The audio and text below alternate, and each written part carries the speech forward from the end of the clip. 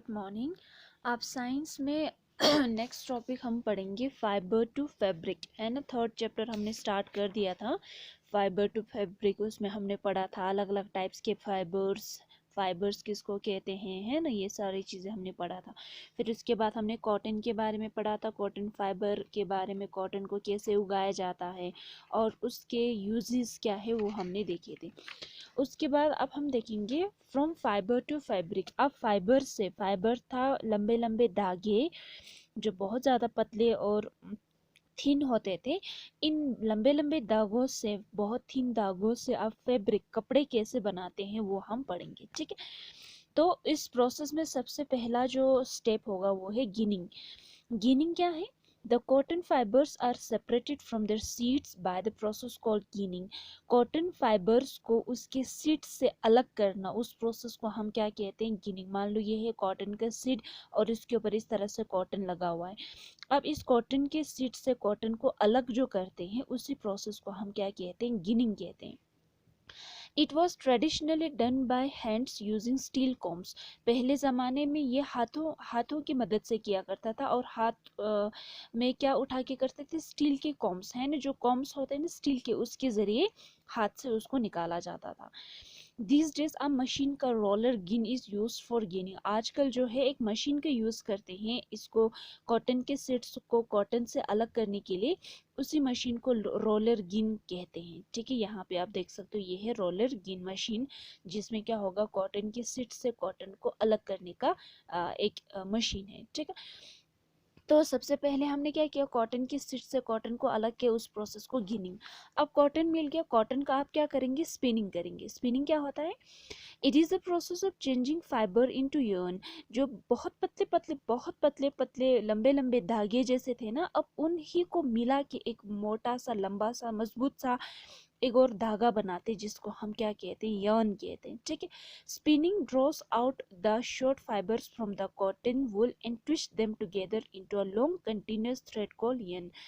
Spinning में क्या होगा, इस कॉटन के, आप देख सकते हो कॉटन इस तरह होता है, इसमें छोटे छोटे आप थ्रेड लाइक स्ट्रक्चर्स होते हैं, उन सभी को निकाल के, उनको ट्विस्ट करके, मरोड़ के, और लंबा सा और कंटिन्यूस थ्रेड बनाते, धागा बनाते। इसी धागे को हम क्या कहते हैं? yarn कहते हैं। मान लो आपके पास एक कॉटन के इतने इतने छोटे छोटे फाइबर्स थे, अब इन्हीं को मिला के आप ट्विस्टिंग करके, मरोड़ के, बड़ा लंबा सा कंटिन्यूस सा धागा बनाते हो, मजबूत सा, पहले वाले से मजबूत होगा काफ़ी।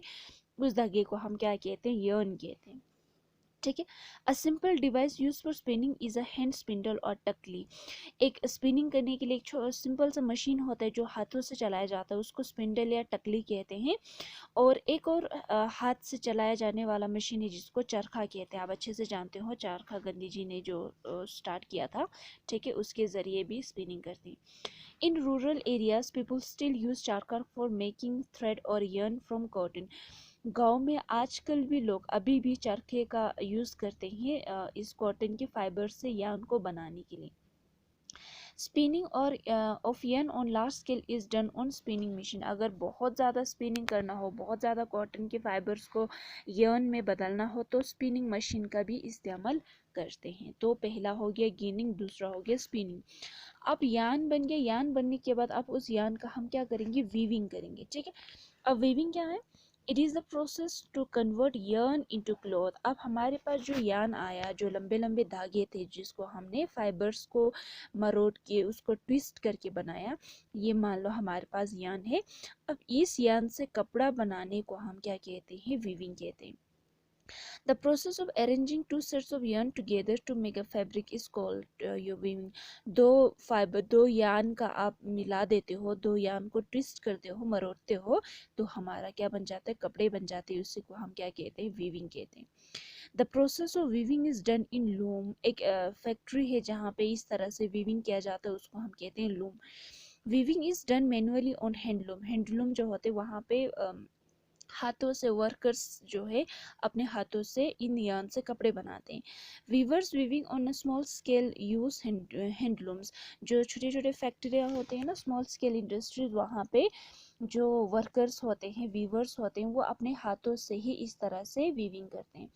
On a large scale cotton fibre are made by milk machine. अगर बहुत ज़्यादा कपड़े बनाने हो तो बड़े बड़े मशीनों की मदद से करते हैं जो इलेक्ट्रिसिटी पे चलते हैं, ठीक है, इलेक्ट्रिक करंट पे चलते हैं। पहले वाले लोग अपने हाथों से करते थे, चलाते थे, लेकिन जो बड़े बड़े बड़े मशीन का इस्तेमाल करके और बहुत ज़्यादा कॉटन के कपड़े बनाने हो तो वहाँ पे मशीन का यूज़ करते हैं। इन मशीन को हम कहते हैं पावर लूम्स कहते हैं, ठीक है।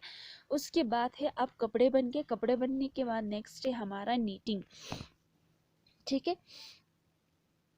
या तो हम वीविंग करके कपड़े बना सकते हैं या तो नीटिंग करके भी बना सकते हैं।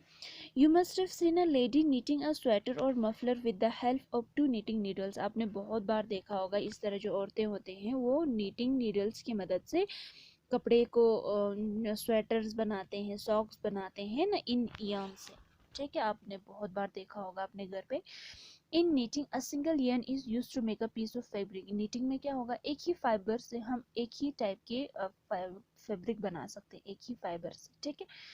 Knitting can be done by hand using knitting needles. हाथों से भी नीटिंग कर सकते हैं, नीटिंग नीडल का यूज़ करते हैं, लेकिन आजकल नीटिंग करने के लिए बड़े बड़े आजकल नीटिंग करने के लिए मशीन का भी यूज़ करते हैं, तो मशीन के ज़रिए भी नीटिंग कर सकते हैं। तो एक तो हम yarn को वीविंग करके भी कपड़े बना सकते हैं, दूसरा नीटिंग के ज़रिए भी हम इनको कपड़ों में कन्वर्ट कर सकते हैं। तो इस तरह से फाइबर से जो है हमारा फैब्रिक बन जाता है। यहाँ पे आप पढ़ना इसको कि कॉटन से यान कैसे बनाते हैं। अब जैसे देखो ये कॉटन का एक बाल है, इसके धागे को आपने निकाला, उसको ट्विस्ट किया तो यहाँ पे यौन बन जाता है, ठीक है।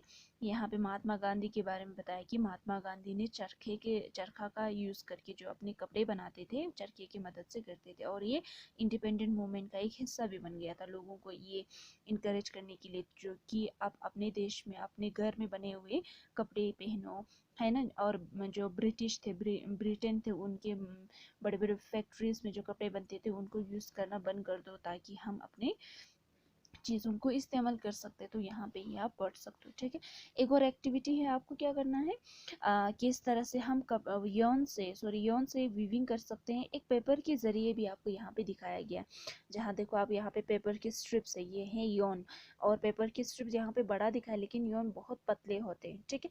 तो इन यौन कंसिडर कर लो कि ये जो पेपर की स्ट्रिप्स है यही यौन, और इस तरह से इनको हम कपड़े में भी बना सकते हैं, ठीक है।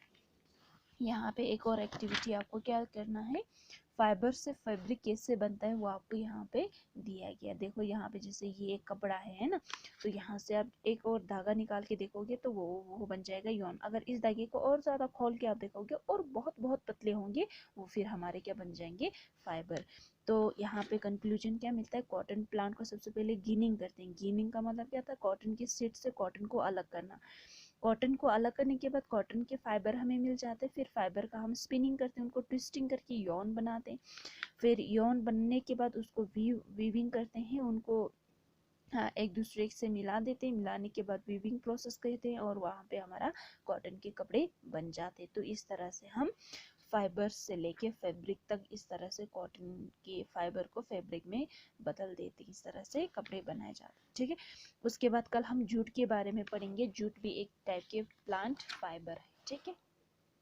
इन टॉपिक को घर पे अच्छे से पढ़ना और एक्टिविटीज़ को भी पढ़ना, ठीक है।